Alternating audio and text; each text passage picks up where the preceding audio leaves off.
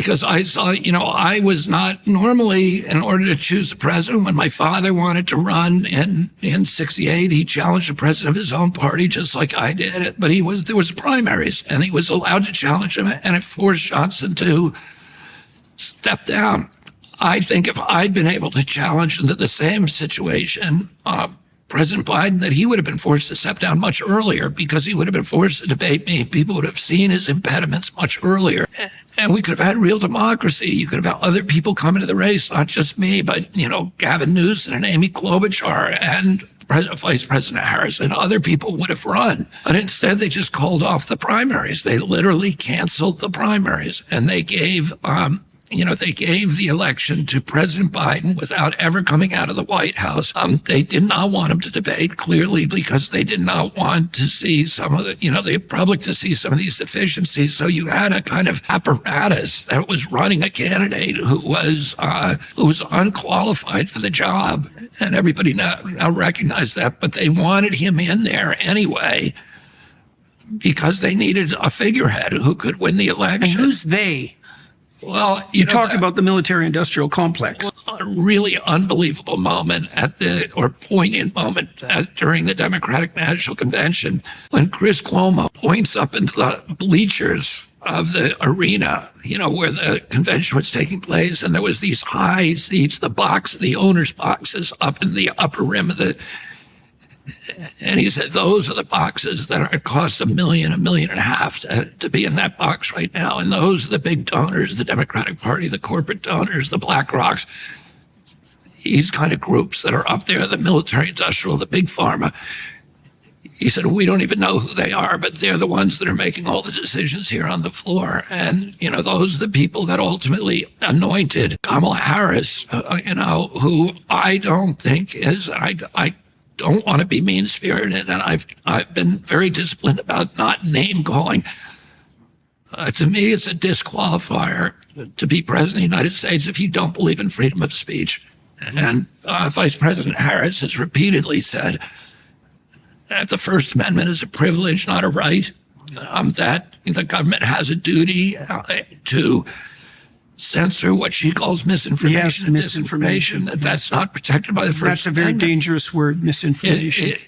First of all, the First Amendment protects all speech. It protects lies. It protects, it was passed not to protect convenient speech, but to protect the speech that nobody wants to hear. And when the government takes upon itself the right to decide what's true and what's not true, then you have a totalitarian system, because of course it's going to, and we saw this during COVID, where the government was really the biggest propagator of misinformation, of factually inaccurate information, that it then uses the control of information to manipulate the public. And by the way, protecting lies is important, because a lot of the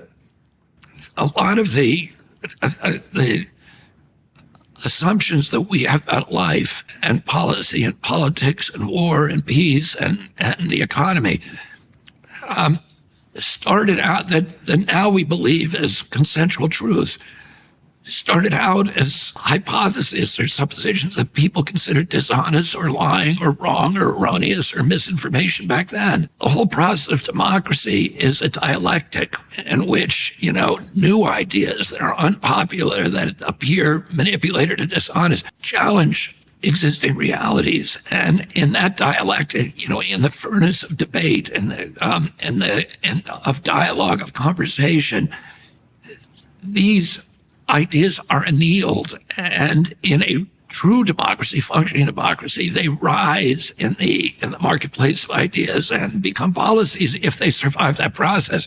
Going online without ExpressVPN is like forgetting to mute yourself on a Zoom meeting. Do you really want everyone to hear your unguarded opinions? Imagine scrolling through your favorite websites, blissfully unaware that your every click is being monitored. It's not just big tech. Your internet service provider sees it all. And in the US, they can legally sell that information to advertisers. It's like having someone read your diary and then auction it off to the highest bidder. ExpressVPN reroutes 100% of your traffic through secure encrypted servers. This means your ISP can't see your browsing history. It's like sending your data through an impenetrable tunnel. By hiding your IP address, ExpressVPN makes it extremely difficult for third parties to track your online activity. That's why I use ExpressVPN every time I'm researching sensitive topics or accessing public Wi-Fi. In today's world where information is currency, protecting your digital footprint isn't just smart, it's essential. It's also incredibly user-friendly. Just open the app and click one button to get protected. And ExpressVPN works on all my devices, phones, laptops, tablets, and more. You can stay private whether you're at home or on the go. But don't just take my word for it. ExpressVPN is rated #1 by top tech reviewers like CNET and The Verge. Protect your online privacy today by visiting expressvpn.com/Jordan. That's expressvpn.com/Jordan, and you can get an extra 3 months free. expressvpn.com/Jordan. Nobody should be an arbiter at the beginning, at the outset, as to what you can talk about and what you can't. And the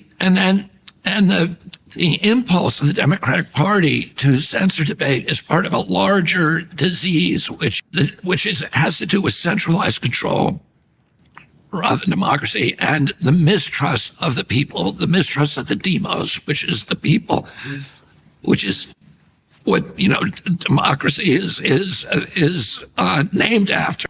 They believe that the government needs to control what people hear so that they don't become infected with dangerous ideas. And, it was dangerous ideas that launched the American Revolution, an idea that people could actually govern themselves, which was considered a lie back then. And they won the revolution. And then